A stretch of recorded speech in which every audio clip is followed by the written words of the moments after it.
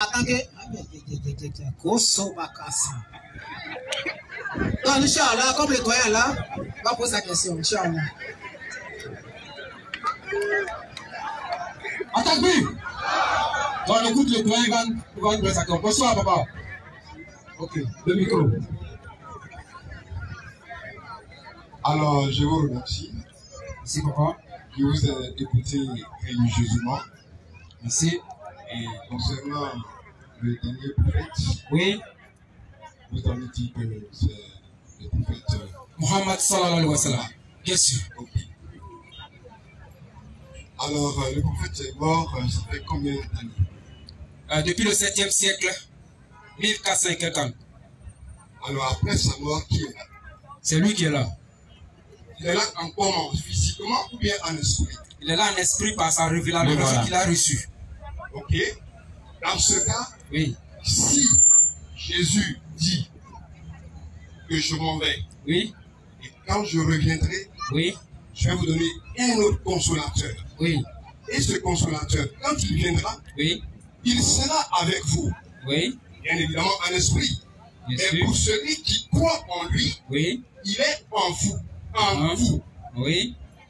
Ça dit demeurer dans cette vérité. Oui. Ça dit la vérité est en toi. Vas-y, papa.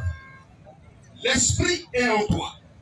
L'immortel est en toi. Ça ne peut pas être un homme physique. Ok. Parce que si c'est un homme physique, vous êtes là, je suis là. Bien sûr. Si aujourd'hui je crois à ce que vous dites, oui. Comment est-ce que tu pourras te mettre en moi? Question. C'est ma question. Bien sûr. Ok. Comme nous sommes dans le domaine religieux, il faut que le papa me situe. Le passage que papa a pris pour argumenter ce qu'il a dit tout à l'heure. Le passage. Passage biblique. J'ai pris ce passage dans ce que vous venez de développer. Ah ok. Voilà. Donc on va relire Jean 15. Prends tout le contexte. Le consolateur. Donc vous parlez du consolateur, c'est ça? Ok, donc prends la mission du consolateur. Jean 14, verset 17 à... Jean 14, verset 15 à 17, Jean 15, verset 26, Jean 16, verset 7 à 13. On parle du consolateur.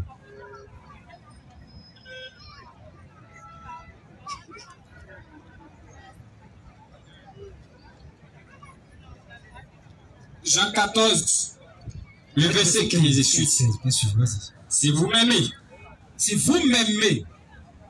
vous obéirez à mes commandements. Vous obéirez à mes commandements. Premier point, le papa a dit Jésus va partir avant de revenir. Non, Jésus n'est pas parti. Ici, dans ce contexte-là, c'était la Sainte Seine. Le dernier repas que Jésus a pris avec ses disciples. Et le discours qu'il a tenu ici, là, c'est avant la crucifixion, c'est pas après son départ. Donc il est en train d'annoncer les choses à venir à ses disciples d'abord. Donc c'est pas quand il est parti qu'il est revenu. Continue, frère. Et moi je prierai le Père. Et moi je prierai le Père, moi Jésus. Et il vous donnera quelqu'un d'autre. Il vous donnera quelqu'un d'autre. Pour vous aider. Pour vous aider. Quelqu'un qui sera avec vous pour toujours. Quelqu'un qui sera avec vous pour toujours. L'esprit de vérité. L'esprit de vérité. Je continue ou je m'arrête? C'est comme le verset 17. Je suis déjà au verset 17. Ok, Jean 15, verset 26. Je vais vous envoyer de la part du Père. Oui. Celui qui va vous aider. Bien sûr, celui qui va nous aider, vous aider. L'esprit de vérité. L'esprit de vérité. Qui vient du Père. Qui vient du Père. Quand il viendra, c'est lui qui sera mon témoin. Oui. Et vous serez mes témoins. Aussi. Parce que vous avez été avec moi depuis le début. Ok, on ne va pas tout lire parce qu'on est pris par le temps. Le Père, papa, ici on parle de quelqu'un. Lorsqu'on parle de quelqu'un, on parle d'un être humain physique. Donc physiquement parlant, Jésus a annoncé une personne. Est-ce qu'on est d'accord dessus?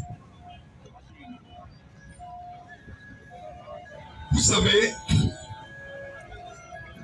quand on fait une lecture, oui, il ne faudrait pas que vous lisiez les choses de manière intellectuelle. Ok. Voilà. Et puis ne comprenez pas aussi de manière intellectuelle. Ok. Demandez à Dieu, oui, de vous procurer la sagesse, oui, et l'intelligence, bien sûr, pour décortiquer et comprendre ce qui est dit. Ok. Puisqu'il a dit, je vous enverrai quelqu'un d'autre. Oui. Et ce quelqu'un, il accentue. Oui. en disant l'esprit de vérité. Oui. Vrai ou faux? C'est écrit. Donc pour toi, Oui. l'esprit, Oui. c'est quelqu'un. Est-ce qu'on voit esprit? Est-ce que l'esprit est humain? Ok. Papa, vous n'avez pas compris. Jésus a dit, je m'en vais, je vous enverrai quelqu'un. Il y a deux entités qui sont dans le verset. Oui. Il y a la personne physique et puis il y a l'esprit de vérité. Il faut qu'on fasse la part des choses. Oui. Le quelqu'un là, est-ce que c'est une personne? C'est la première question qui est posée. Est-ce que Jésus parle d'une personne physique quand il dit que quelqu'un viendra? Mais quand tu te dis que quelqu'un viendra, C'est ce une personne quelqu'un-là, Oui. c'est un esprit. Voilà. Ça, c'est la première fois qu'il attaque Voilà. en français. C'est un esprit. Laissons papa, c'est la première fois. Vous avez dit que tu ne devez pas interpréter de manière intellectuelle, mais d'utiliser notre intelligence. Mais quand même, s'il vous plaît, comme les mots ont des définitions en français, Oui. quelqu'un là, quand on ouvre le dictionnaire, la rousse là, quelqu'un ne veut pas dire esprit, mais c'est un être humain physique. Donc, de montrer alors. Voilà. Donc c'est la première question qui est posée. Donc le quelqu'un dans le verset de Jésus, Oui. Jésus nous montre clairement que quelqu'un va venir après lui. Oui. Maintenant, quel est l'esprit? Est-ce que vous êtes d'accord avec ça?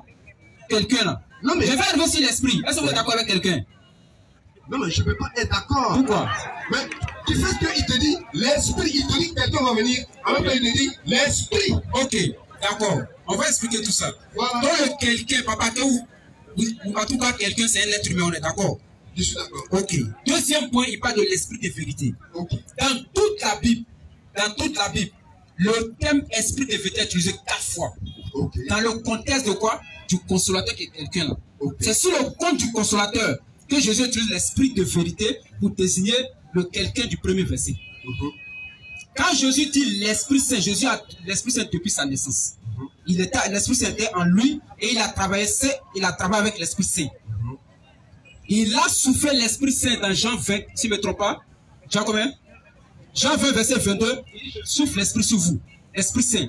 Donc l'Esprit Saint était toujours avec Jésus. Mais qui est l'Esprit de vérité? Qui est l'Esprit de vérité? Parce que l'Esprit Saint était toujours avec lui. Et nous voyons dans Actes des Apôtres que l'Esprit Saint est descendu sur les apôtres. Acte 5. L'Esprit Saint. Donc maintenant on revient à l'Esprit. Qui est l'Esprit? Qui est l'Esprit de vérité dans Jean 14, verset 15 à 17, Jean 15, verset 6, Jean 16, verset 7 à 13. Qui est l'Esprit de vérité? Parce que c'est dans ces 3 chapitres-là que la Bible, le Nouveau Testament utilise le thème Esprit de vérité. Et ce thème est utilisé pour la première fois sur le compte de quelqu'un, qu'on cite dans le premier verset. À part cela, de Matthieu à l'Apocalypse, là, le thème Esprit Saint est utilisé 103 fois et nulle part sur le compte du consolateur. La question qu'on doit se poser maintenant, qui est l'Esprit de vérité? Ok. Bien. Tu peux prendre un Jean. Tu peux prendre Jean. Un Jean combien? Non, tu peux prendre Jean. Lequel? Quel chapitre? Jean, à partir du verset 1er. Jean 1. Ok.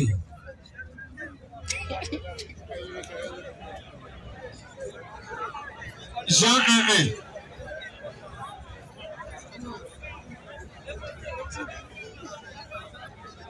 Attends, je suis là où on se calme un peu le coup, c'est voyez. Jean 1. Jean 1. Au commencement était la parole était avec Dieu et la parole était Dieu. Elle était au commencement. Attends. Au commencement était la parole. Au commencement était la parole. La parole était. Et la parole était avec Dieu. Okay. Et la parole était Dieu. La parole, c'est du verbe. On ne voit pas. Oui. Prime. Oui. On ne voit pas. Oui. Ok? Oui. Vas-y. Elle était au commencement avec Dieu. Toutes choses ont été faites par elle.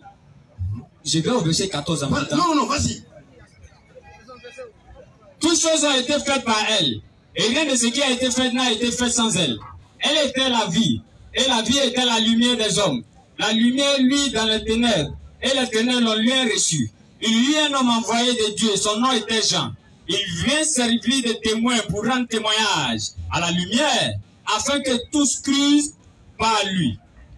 Il n'était pas la lumière. Je m'arrête. On va aller pas à pas pour faire comprendre aux gens. On parle de lumière. On ne parle pas de la chair, hein, mais on parle de lumière. Mais avec l'intelligence que l'esprit donne, vous allez comprendre que cette lumière-là s'agit d'une personne qui était avec Dieu, mais en même temps qui est Dieu. Parce que Dieu, dans sa forme de Dieu, ne peut pas venir au milieu des hommes. Il ne peut pas. Donc, il faudrait qu'il prenne un corps semblable à nous pour venir. Donc, c'est le processus. Tu peux continuer. Ok, frère. Allez, continue la lecture. Continue. Déjà un. Oui. Ok. Ok. Vas-y, frère. Au verset 10, cette lumière était la véritable lumière qui, en venant dans le monde, éclaire tout le monde. Elle était dans le monde, et le monde a été fait par elle, et le monde n'a point connu. Elle est venue chez les siens, et les siens l'ont point reçue. Mais à tous ceux qui l'ont reçue, À tous ceux qui l'ont reçu, à ceux qui croient en son nom, à ceux qui croient en son nom, cette lumière, cette vérité, elle a donné Jésus-Christ, à tous ceux qui l'ont reçu. Je continue. On se calme, frère, on se calme. On recoule, papa. Allez-y, papa. Elle a donné le pouvoir de devenir enfant de Dieu. Amen. Lesquels sont ils? N'obéissant ni de la volonté de la chair, ni de la volonté de l'homme, mais de Dieu. Au verset 14, et la parole a été faite chair, et elle a habité parmi nous, Jésus peut aussi te faire comme toi. plein de grâce et de vérité. Et nous avons contemplé sa gloire. Ok. Et la parole a été faite chair. La parole, le verbe, a été faite chair. Et cette chair que nous voyons, c'est la personne de Jésus-Christ. C'est pourquoi il a dit, je m'en vais, je vous enverrai un autre consolateur. Quand il viendra, il sera avec vous, mais il sera en vous. C'est-à-dire, quand Dieu est en toi par son esprit, tu ne peux pas devenir PDCI. 2, tu ne peux pas devenir FPI. 3, tu ne peux pas devenir RHDP. 4, Papa, il n'arrête pas. Hein. Excusez-moi, je vous n'arrête pas. Le papa ici a posé la question de savoir est-ce que Muhammad sallallahu alayhi wa sallam, le prophète de l'islam, a été annoncé dans la Bible. C'est clair? Et lorsque vous êtes rentré, vous avez nous contester la réponse donnée par le frère. Oui. Donc nous ne parlons pas de la divinité de Jésus. Loin de là. Nous parlons de qui est-ce que Jésus a annoncé, un esprit ou un être humain après son départ. C'est tout, c'est le sujet. Est-ce que vous voyez? Donc on va revenir. la question aussi est Je reviens au thème, frère. Papa. Oui, papa. Il va lire Jean 16. Parce qu'il a dit, on est d'accord que le consolateur là, c'est quelqu'un qui vient. Est-ce que vous voyez? Jésus dit dans Matthieu 15, Matthieu 13, à partir du verset 15, à ses disciples, vous êtes encore sans intelligence. Parce que Jésus parlait beaucoup en parabole, et les disciples, pourquoi? N'avaient pas la faculté de saisir tout l'enseignement de Jésus. Et Jésus a dit, il va nous dire les caractéristiques qui vont accompagner celui qui va venir. C'est pas à nous de parler, c'est Jésus qui va, c'est Jésus qui annonce, c'est Jésus qui nous a dit comment on fait pour le reconnaître. Jean 16, le verset 5 jusqu'à 7 là de suite. Verset 7, vas-y frère. Maintenant, je m'en vais vers celui qui m'a envoyé. Jésus va vers celui qui l'a envoyé, donc il n'est pas Dieu. Point. Allons-y, va vrai. Et aucun de vous ne me demande où je vais. Où vas-tu? Bien sûr, vas-y frère. Mais parce que je vous ai dit ces choses, oui, la tristesse a rempli votre cœur. Voilà Jésus. Donc il annonce son départ à ses disciples qui sont tristes parce que Jésus ne sera plus avec eux. Maintenant Jésus va les rassurer, va les consoler, va les calmer en disant quoi? Cependant, je vous dis la vérité. Je vous dis la vérité, moi Jésus, il vous est avantageux que je m'en aille. Point. Ici on s'arrête. Si Jésus est Dieu, comment est-ce que lui, il est avantageux que pour lui, pour qu'il s'en aille? C'est une condition pour que le consolateur soit là, il faut que Jésus s'en aille. Et ça sera avantageux pour les disciples que Jésus parte. Continue frère. Car, si je ne m'en vais pas, si moi Jésus je ne fais pas, le consolateur ne viendra pas. Le consolateur ne viendra pas. Mais si je vais, je l'enverrai. Et quand il sera venu, quand un prophète dit je l'enverrai, c'est quoi? C'est un langage prophétique. Parce que nous voyons l'ange dit à Agar, j'ai entendu tes prières, cet enfant-là, je le bénirai. Genèse 16 à partir du verset 10. L'ange parle à travers qui? L'ange fini. L'ange parle à travers, Dieu parle à travers l'ange à Agar. Est-ce que c'est l'ange qui fait le miracle de donner l'eau à l'enfant? Non.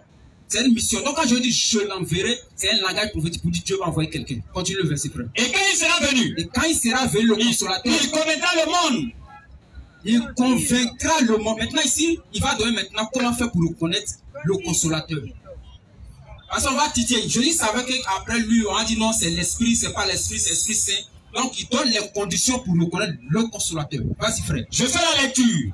Et quand il sera venu, et quand le consolateur sera venu, il convaincra le monde. Il convaincra le monde en ce qui concerne le péché. En ce qui concerne le péché. La justice.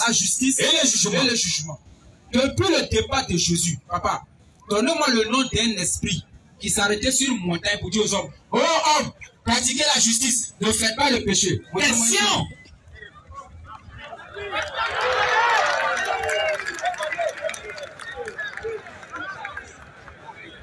Bien, c'est tellement intéressant. Vous savez, attaquez.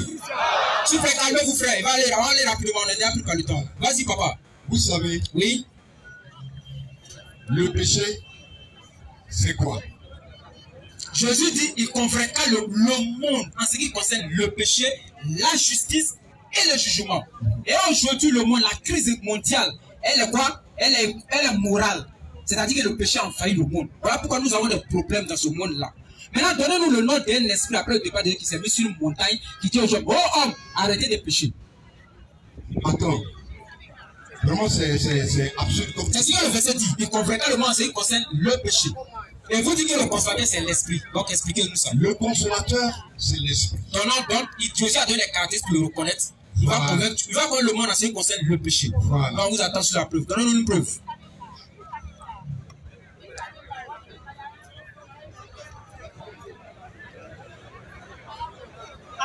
S'il vous plaît, on se calme, on se calme. On se calme, on est venu pour comprendre, on est venu pour savoir, s'il vous plaît. Vous connaîtrez Muhammad, et Muhammad vous franchira. Tous les prophètes passés avant Muhammad ont donné la vie, mais Muhammad sallallahu alayhi wa sallam donne la vraie vie. Coran chapitre 8, le verset 24. Donc on attend, on écoute le papa, s'il vous plaît, on écoute.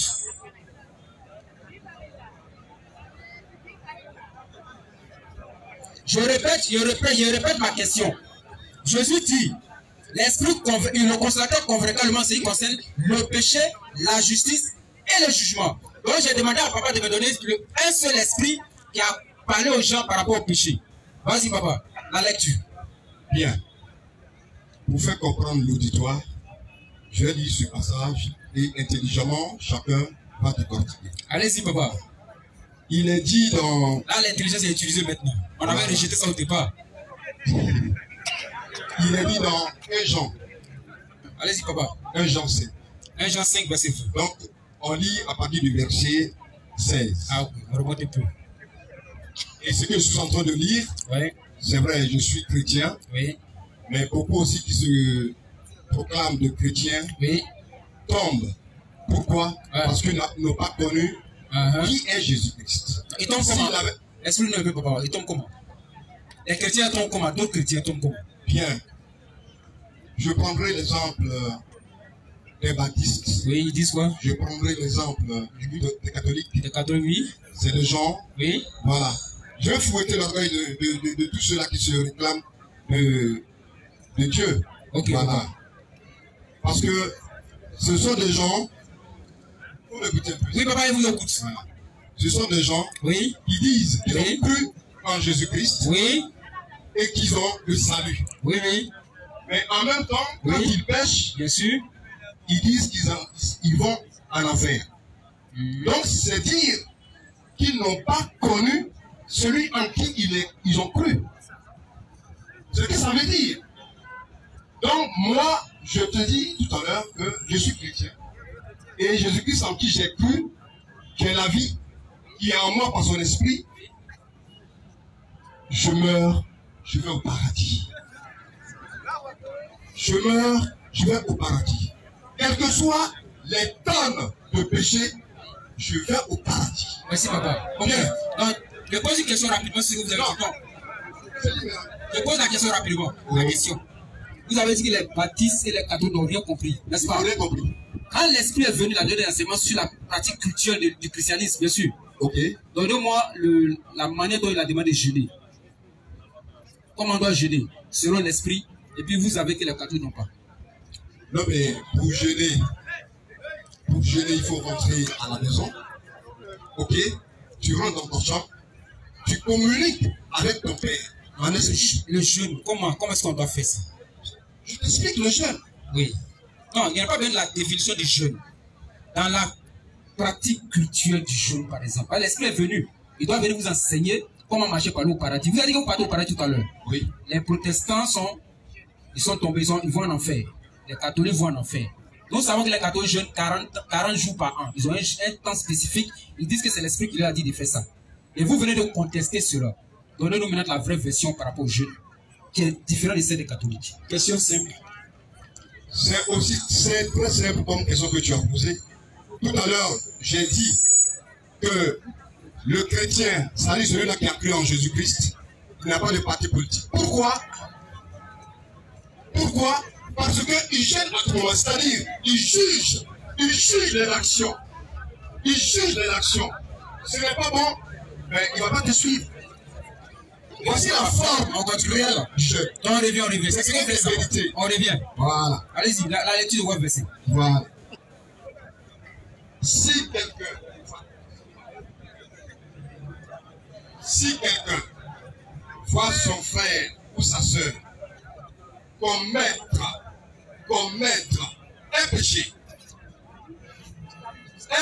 qui ne conduit pas à la mort, il doit prier. Alors Dieu donnera la vie à ce frère ou à cette soeur si vraiment son péché ne conduit pas à la mort. Merci papa. Je l'ai. Ouais, vas-y. Allez-y. Jean 5, verset 16. Il y a un péché qui conduit à la mort. Ce n'est pas pour ce péché-là que je dis de prier. Alors ici, j'ai toujours, je viens de dire, de dénoncer les soi-disant chrétiens, ok? Bon, oui. C'est une affaire de famille, c'est une affaire de famille. Bon, c'est pas question de famille. Parce que quelqu'un ne peut pas venir te dire que mon papa s'appelle tant. Non, papa, laissons ça. Non, ça, c'est une affaire de famille. Avant les protestants baptistes, ça c'est en famille, vous allez gérer ça là-bas. Ok. Les dimanches là, voilà. Non, ça veut dire que ici, c'est l'esprit de vérité, l'esprit de justice, qui est Jésus-Christ, celui qui croit pas en lui, commet le péché. Et tu vas en enfer. Ça dit, le péché en tant que tel, si tu refuses de croire en Jésus-Christ, ton enfer est clair. Tu refuses de croire en Jésus-Christ, ton enfer est clair. Merci papa, on revient. Les débauches, les tueries par-ci, par-là, merci papa, il est capable de vous pardonner. Mais, refusez Jésus-Christ, la vie éternelle, tu vas en enfer. Merci papa. Il n'y a rien à faire. Je reviens dans Jean 14. Il convaincra le monde, ce qui concerne l'esprit, convaincra le monde, ce qui concerne le péché, la justice et le jugement. Convaincre le monde de péché, pourquoi? Continue la suite du verset, va nous dire. Verset continue. On l'a dit, il convaincra le monde. Le péché, la justice et le jugement. Le verset 9 rapidement, Jean 16, 9. En ce qui concerne le péché. En ce qui concerne le péché, Jésus maintenant donne la définition. En ce qui concerne le péché. Parce qu'il ne croit pas en moi. Parce Jésus viendra convaincre le monde. Parce que le monde ne croit pas en lui. Maintenant, Jésus dit quoi? Croire en lui en tant que qui? C'est la question que je lui pose ici. Jésus dit, lorsque l'Esprit viendra, il convaincra le monde en ce qui concerne le péché, la justice et le jugement. C'est-à-dire, ne pas croire en Jésus, c'est un péché. Mais croire en Jésus en tant que qui? C'est la question qu'il te pose. Non, c'est pas la question que pour moi je réponds à la question. Okay. Vous connaîtrez la vérité et la vérité vous affranchira. Okay. Il faut qu'on sache Jésus même il est qui, selon la Bible et selon lui-même ses propres dits. Jean 4, verset 24 à 26. Jésus va nous dire qui il est. Et puis l'Esprit là doit nous dire qui est Jésus. Si l'Esprit ne dit pas qui est Jésus, c'est que ce n'est pas l'Esprit que Jésus a envoyé. Jean 4, verset 24 à 26. Jean 4, à partir du verset 24. Vas-y frère, rapidement. Dieu est esprit. Dieu est esprit. Il faut que ceux qui l'adorent en esprit et en vérité. Vas-y, frère. La femme lui dit, je sais que le Messie doit venir. La femme dit à Jésus, je sais que le Messie va venir. Celui qu'on appelle Christ. Celui qu'on appelle Christ, définition de Christ s'il te plaît. Quand il sera venu, le Messie, il nous annoncera toutes choses. Le Messie nous annoncera toutes choses. Jésus lui dit, Jésus prend la parole, frère, doucement ici. Vous vous souvenez de ce passage-là? Les disciples étaient allés en ville. Donc Jésus est resté seul au bord d'un puits, puis il y a une femme qui est même plus sur l'eau. Donc c'est la femme là qui convainc avec Jésus. Maintenant, elle dit ici. Donc ici, Jésus, maintenant la femme est en train de dire que ah, mais le Messie doit venir. On dit qu'elle va venir faire ça, mais c'est qui même ce Messie? Jésus répond à la question. Jésus lui dit, attention, c'est Jésus lui-même qui parle. C'est pas Pierre, c'est pas Paul, c'est pas Jean. C'est Jésus lui-même qui parle. Il est qui? Lui, Jésus. Je le suis. Je le suis, moi que tu parles. Donc Jésus est le Messie, le Christ. Définition écrite selon la Bible. Vas-y frère, rapidement. Le Messie, définition selon la Bible. Messie. Messie. Messie vient d'un mot hébreu. Hébreu, bien sûr. Qui désigne une personne choisie par Dieu. Attention, le Messie fait quoi? Désigne quoi? Une personne choisie par Dieu. Une personne choisie par Dieu est un prophète, mais il n'est pas Dieu. Quel? Vas-y frère. Pour un rôle particulier. Un rôle particulier. Dans l'Ancien Testament. Laisse-moi finir. Dans l'Ancien Testament, parler de l'Ancien Testament, Cyrus, l'empereur Cyrus, dans Isaïe 45, verset 1, est appelé Messie, en grec Christ. Il n'est pas Dieu, il était un empereur, un roi, il était Messie. Continue frère. C'est le cas des rois. C'est le cas des rois et des grands prêtres. Bien sûr, vas-y. Pour remarquer ce choix, oui, quelqu'un leur versait de l'huile, bien sûr, sur la tête, peu à peu, etc. Ouais. Donc Jésus dit, je suis le Messie. Et la définition donnée par la Bible nous dit, le Messie c'est qui? C'est quelqu'un qui a été envoyé par Dieu. Maintenant, l'esprit de vérité doit venir. Il convaincra le monde en ce qui concerne le péché. Et Jésus dit, celui qui croit, si tu ne crois pas en Jésus, c'est que tu as péché. Jésus dit dans Jean 15, verset 22, aux Juifs, si moi Jésus, je n'étais pas venu, vous n'aurez pas péché. Et Jésus est venu aux Juifs en tant que qui? En tant que Messie, pas en tant que Dieu. Si moi Jésus, je n'étais pas venu, vous les Juifs, vous n'aurez pas péché. Maintenant que je suis venu, je vous ai parlé, vous êtes quoi? Vous êtes condamnés, vous êtes jugés. Maintenant, nous on dit le consolateur, c'est Muhammad sallallahu alayhi wa sallam. Nous allons voir comment est-ce que Muhammad sallallahu alayhi wa sallam présente Jésus. Est-ce qu'il présente Jésus comme Dieu ou bien Messie, comme Jésus a dit dans Jean 4, verset 4, verset 6. Soit 4, verset 175. Ok, vas-y frère. Cela de 5 ans. Le verset 75. Vas-y frère. Ainsi parle le consolateur. Le Messie, attention, Muhammad déjà commence par dire que Jésus est le Messie. Le Messie, fils de Marie, n'était qu'un messager. Donc, on a dit, Jésus dit, l'esprit de vérité, le consolateur, doit venir convaincre le monde en ce qui concerne le péché et le péché. Jésus a dit, le péché parce qu'il ne croit pas en moi. En tant que qui? Messie. Et Mohammed vient de confirmer cela. Et nous savons dans l'histoire du christianisme, vous voulez le dire, tu dis que les catholiques ne croient pas en Jésus. Il y a un problème. C'est mélangé, chacun croit, chacun sa croyance. Non, les Dieu, fils de Dieu, esprit Dieu, tout. Il y a tout là-bas. Donc c'est compliqué. Donc Mohammed le premier caractère qu'il donne ici, il nous dit que Jésus est le Messie. Donc il remplit la deuxième condition. Première condition, le consolateur est un être humain. Deuxième condition, il convainc le monde en ce qui concerne le péché parce que Jésus était le Messie. Christ, Mohammed le confirme. Donc on n'est plus par l'intention, on est rentré dans le détail. Maintenant, on reste de côté ça. Maintenant, il continue avec l'esprit de vérité, comme je le disais tout à l'heure. Lorsque Jésus dit l'esprit de vérité, Jésus parlait beaucoup en parabole. Beaucoup. Et aujourd'hui, malheureusement, je parle de outils. Nos parents chrétiens, lorsqu'on en fait de certains prophéties qui les condamnent, ils n'ont pas de compréhension avec l'esprit. Voilà le problème.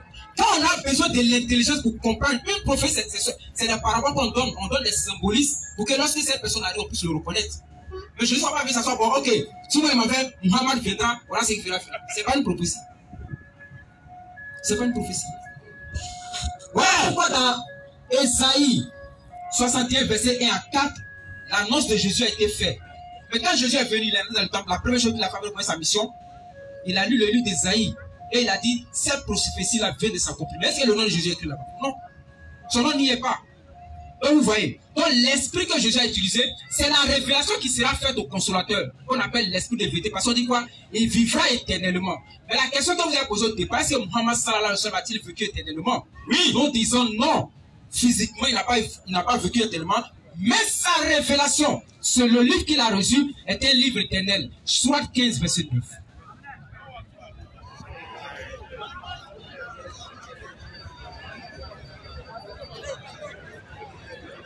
Christina dit. Pardonnez. Attaquez. On écoute s'il vous plaît. Coran chapitre 15, verset 9. Sourate 15, verset 9. Vas-y, frère. En vérité, c'est nous qui avons fait descendre le Coran. Doucement. Ici, Dieu, quand on dit nous dans le Coran, c'est un nous de majesté, c'est un nous un pluriel de quoi? De majesté, pour montrer la grandeur de Dieu. C'est pas que Dieu est avec quelqu'un là-bas. Allons-y, frère. En vérité, c'est nous qui avons fait descendre le Coran. C'est nous qui avons fait descendre le Coran et c'est nous qui en sommes gardiens. Et Dieu dit qu'il est gardien du Coran. Lorsque l'éternel créateur des cieux et de la terre, qui est éternel, qui ne meurt point, est gardien de quelque chose, la chose devient quoi? La chose devient quoi? Éternel. Donc l'esprit de vérité dans le contexte de Jésus, qui Jésus parle là, c'est la révélation qui sera faite à Muhammad sallallahu alayhi wa sallam. Et sur la 37, verset 7, il dit nous t'avons révélé quoi? La vérité. Et dans Coran chapitre 42, verset 52, on dit le Coran est esprit. On va lire le verset. Coran 42, verset 52. Vous allez comprendre. Coran 42, verset 52, qu'est-ce que le Coran? Vas-y. Coran 42, le verset 52. Vas-y, frère. Et c'est ainsi que nous t'avons révélé un esprit. C'est ainsi, Muhammad, que nous t'avons révélé un esprit. Pour faire la distinction entre la personne physique de Muhammad sallallahu alayhi wa sallam et la révélation qu'il reçoit, qui est le Coran, qui est un esprit, qui est une parole qui vient. Et dans Sourate 37, nous te faisons quoi? Nous t'avons révélé la vérité. La vérité et l'esprit font quoi? L'esprit de vérité, papa. Donc voilà. Nous demandons pardon à tous ceux qui n'ont pas pu poser la question. On va s'arrêter là-bas.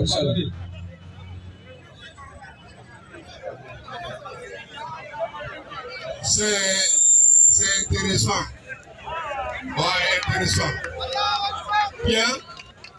Comme le frère utilise aussi, bien évidemment. Papa, c'est le frère Christian, s'il vous plaît. Le Coran, Christian. Je viendrai dimanche prochain avec le Coran et faire la démonstration. Merci, papa. Merci. Papa, juste une seconde. En ces cas, s'il vous plaît, on veut que les choses soient un peu claires. On n'a qu'à clarifier les choses. Vous venez dimanche prochain. Il faut que les choses soient claires.